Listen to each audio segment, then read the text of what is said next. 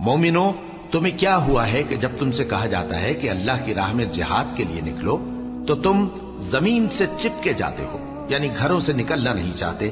क्या तुम आखिरत की नेमतों को छोड़कर दुनिया की जिंदगी पर खुश हो बैठे हो? सो दुनिया की जिंदगी के फायदे तो आखिरत के मुकाबिल बहुत ही कम है। अगर तुम न निकलोगे तो अल्लाह तुमको बड़ी तकलीफ का अजाब देगा और तुम्हारी जगह और लोग पैदा कर देगा और तुम उसको कुछ नुकसान न पहुंचा सकोगे। और अल्लाह हर चीज पर कुदरत रखता है। अगर तुम पैगंबर की मदद न करोगे तो अल्लाह उनका मददगार है। वो वक्त तुमको याद होगा जब उनको काफिरों ने घर से निकाल दिया। उस वक्त दो ही शख्स थे, जिनमें एक अबू बकर रजी अल्लाह ताला अन्हु थे, दूसरे हमारे पैगंबर सल्लल्लाहु अलैहि वसल्लम।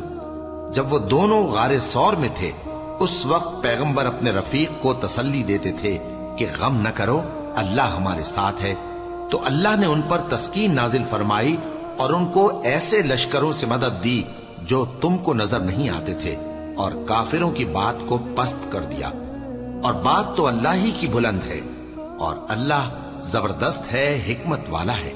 तुम हथियार थोड़े रखते हो या बहुत, घरों से निकल आओ और अल्लाह के रास्ते में माल और जान से जिहाद करो, यही तुम्हारे हक में बेहतर है, बशर्ते के समझो। अगर माल गनीमत आसानी से हासिल होने वाला और सफर भी हल्का होता तो ये तुम्हारे साथ शौक से चल देते, लेकिन मुसाफत इनको दूर दराज नजर आई तो उज्र करेंगे और अल्लाह की कसमें खाएंगे कि अगर हम ताकत रखते तो आपके साथ जरूर निकल पड़ते। ये इस तरह अपने आप को हलाक कर रहे हैं और अल्लाह जानता है कि ये झूठे हैं। अल्लाह तुम्हें मुआफ करे। तुमने पेशतर इसके कि तुम पर वो लोग भी जाहिर हो जाते जो सच्चे हैं और वो भी तुम्हें मालूम हो जाते जो झूठे हैं। इनको इजाजत क्यों दी?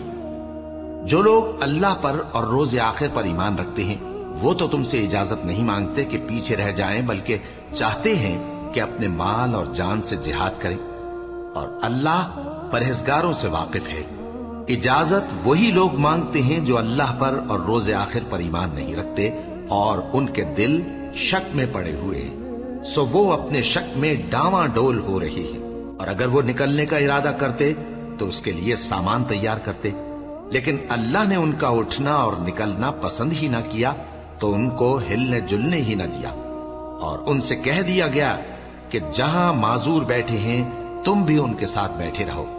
अगर वो तुम में शामिल होकर निकल भी खड़े होते तो तुम्हारे दरमियान शरारत करते और तुम में फसाद डलवाने की गरज से दौड़े दौड़े फिरते और तुम में उनके जासूस भी हैं। और अल्लाह जालिमों को खूब जानता है।